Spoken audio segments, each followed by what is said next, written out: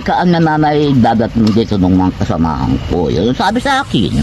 Kasi okay, bahala ka anak ko. Kung magtagalan ka ng anakin doon. Madali lang anak ko nanay doon. Ayun aking asawa mo. Binibiro ko pa nga niya. Eh pagsasama ko niya. Oh?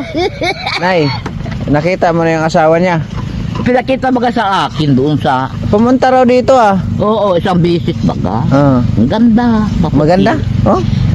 Oo, isang bisis baga. Ayan, Kasawa rito. Ito yung si ano Nay? Nanay.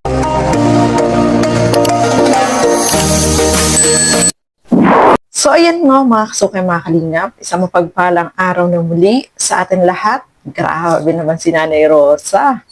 Talagang nakita na niya ng personal itong si YP, no, mga kalingap.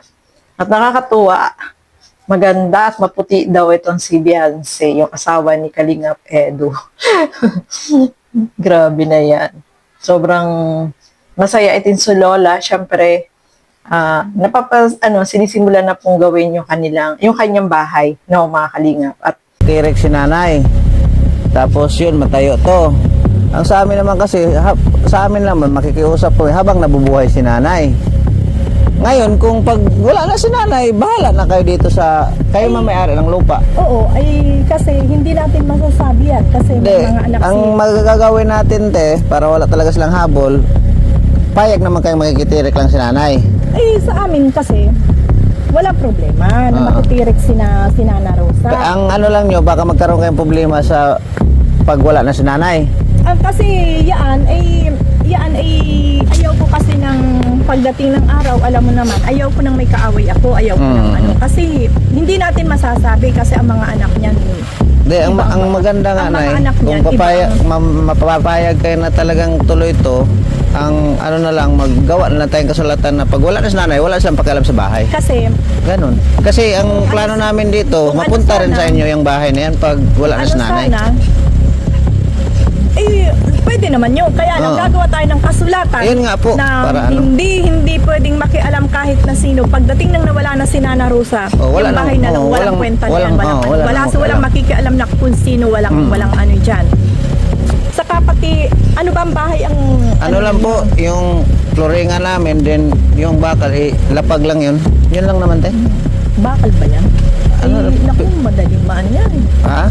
Kakainin ng kalawang yan. Hindi yan Hindi ba? So, piturahan namin yung yung mga winilingan, piprimera namin yan. Yun lang naman po ang sa aming hiling lang na habang buhay si nanay. Pero kung para makasigurado tayo na wala silang habol, gagawa tayo ng sa barangay. Oo. Yun na lang ang magpapagawa tayo ng kasulatan, permado si Nel, permado si Nana Rosa na pagdating ng oras na na wala silang habol. Na wala po silang kasi ayaw ko po ng ibang iba po yung mga anak niya ni mahirap. Kasi sa inyo ito, tapos kayo pa magkaroon ng problema. so yun mga kasukay mga kalingap, naku, si Nanay Rosa, may pagmamarites pa, no?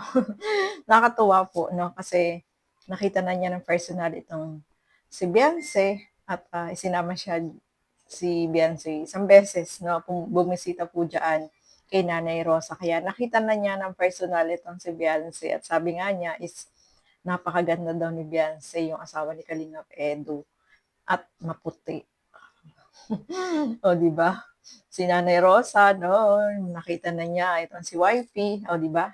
So, ayan po, no, mga kalingap, itong bahay ni Nanay Rosa ay sinisimulan ng gawin at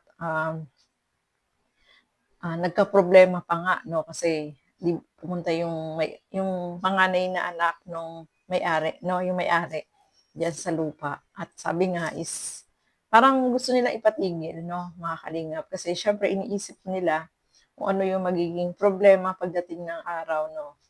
Ang hiling lang naman nila JP, nila Kalingap Edu, habang nandiyan itong hanggang buhay itong si Nanay Rosa ay patitirahin dyan sa bahay na yan, no, mga kalingap. At isa pa,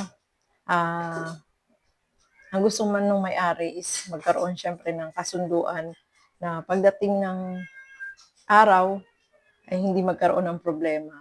So, mas maganda po yun na mayroong kasunduan sila na kapag dumating yung time na syempre mawala si Nanay Rosa, no, mga kalingap, is walang problema kasi alam naman natin kapag ganyan is nagkakaroon ng problema. So ang gusto mangyari nila is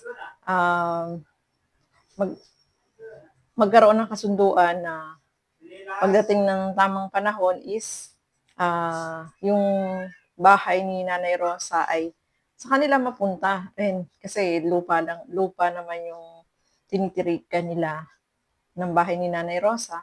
So para walang problema kasi alam natin may mga anak si Nanay Rosa, baka mamaya yun pa ang pagsimula ng away. Diba, alam niyo naman.